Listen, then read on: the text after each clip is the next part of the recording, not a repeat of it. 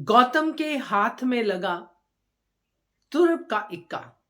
अब होगा बड़ा खेल। एक ही मंदिर के बाहर भीख मांगते दिखेंगे ये दोनों बिछड़े प्रेमी। नमस्कार दोस्तों, स्वागत है आपका आपके अपने चैनल हंग्री स्पिरिट्स में। हंग्री स्पिरिट्स देख रहे सारे दर्शकों का मैं अंजू शर्मा दिल से स्वागत करती हूं।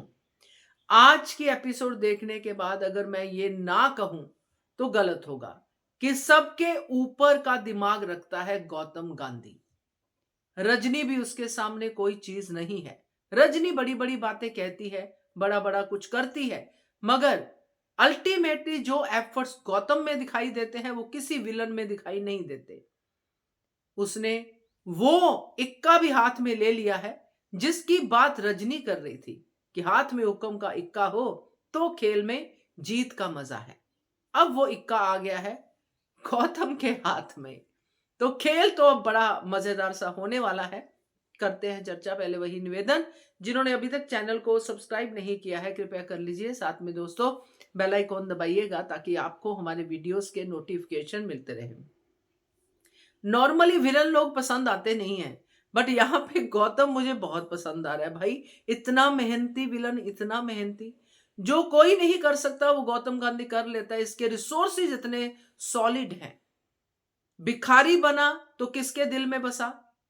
वसुंधरा और माही के। सीधा सीधा इसका टारगेट क्लियर होता है। इसको पता है गौतम गांधी को कि कौन कितने पानी में है, कहां पे किसको चोट पहुंचानी है, चाहे वो प्रेम हो, चाहे राही हो, चाहे वो रजनी हो, चाहे वो पराग कोठारी हो, और चाहे वो वसुंधरा हो। माही तो छोटी मोटी चीजें हैं।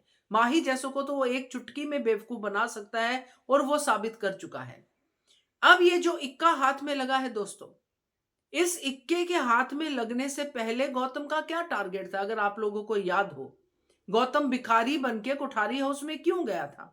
कोठारीज को बर्बाद करने के लिए, कोठारीज को रोड पे लाने के लिए, पराग कोठारी को उसी तरह धक्के मार के निकालने के लिए जैसे उसने गौतम गांधी को निकाला था कोठारी मेंशन से। याद होगा आपको, गौतम गांधी ने वो मंजर अपने दिमाग से निकाला थोड़ी होगा, उसी का बदला लेने तो यहां पे आया है।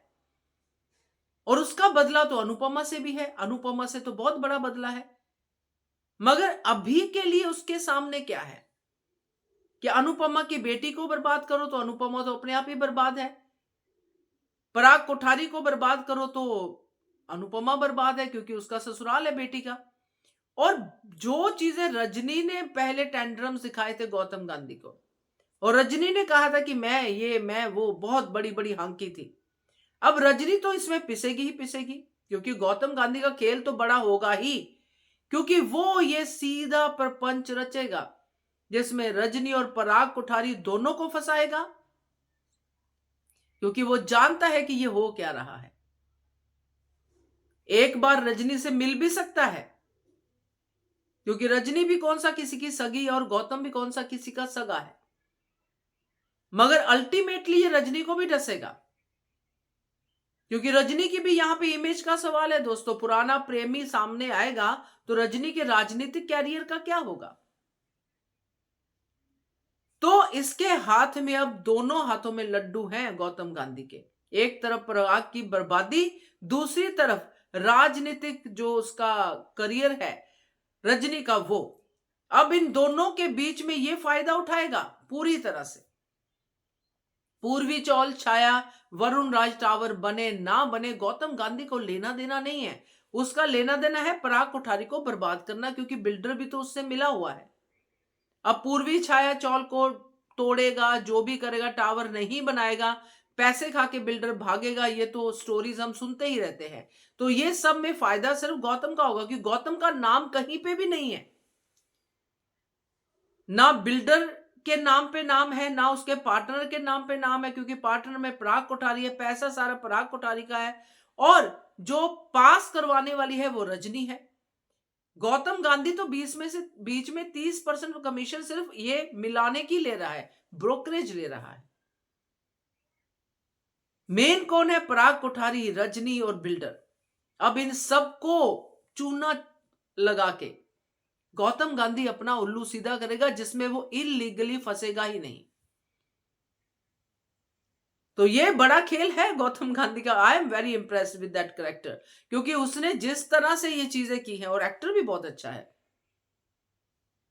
एक तरफ उसने, मतलब वो इतनी सी चीज भी अपने आंख से नीचे नहीं जाने दे रहा। उसने दिवाकर को भी पकड़ लिया, बाहर खड़े को। उसने वहां पे भी अपनी फुलझड़ी छोड़ दी, उस रिश्ते पे भी छोड़ दी। माही को तो वैसे ही वो इधर उधर थप्पड़ मार के निकाल देता है। अंश को लेके अभी उसको कुछ करना नहीं है, देखता जाएगा वो जो होगा, क्योंकि ये सब का जो भी पचड़ा होगा इसका इफेक्ट तो अंश पे भी होगा।